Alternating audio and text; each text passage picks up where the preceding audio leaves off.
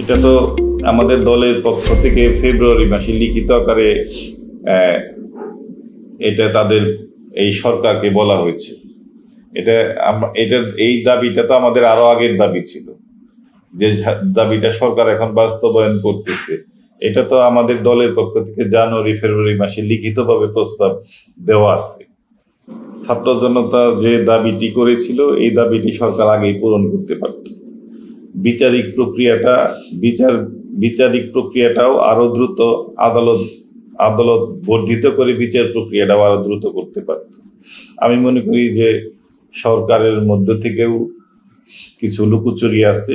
এই লুকোচুরিগুলি না হলে আমার মনে হয় যে বিচারিক প্রক্রিয়া থেকে শুরু করে সবকিছু আরো দ্রুত সম্ভব হতো। আসলে একটা দেশের সাবেক রাষ্ট্রপতি যেভাবে দেশ ত্যাগ করেছে, যিনি একটা হত্যা মামলার আসামি, এটা মোটেও সমীচীন হয়নি।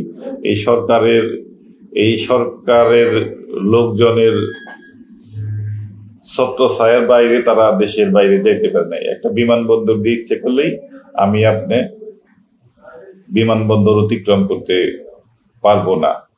আর এটা আমি মনে করি যে ওইটা এই রাষ্ট্রপতিটা ঢাকা দেওয়ার জন্য তাড়াহুড়া করে আপনার আইবি রহমানকে যে গ্রেপ্তারের নাটক করলো, এটা না করলেও পারতো। আমার মনে হয় তার নামে মামলা ছিল, তাকে আগেও গ্রেপ্তার করতে পারতো, পরেও গ্রেপ্তার করতে পারতো। মিশন 90 সংবাদের পিছনে নয়, ভিতরে ছুটি।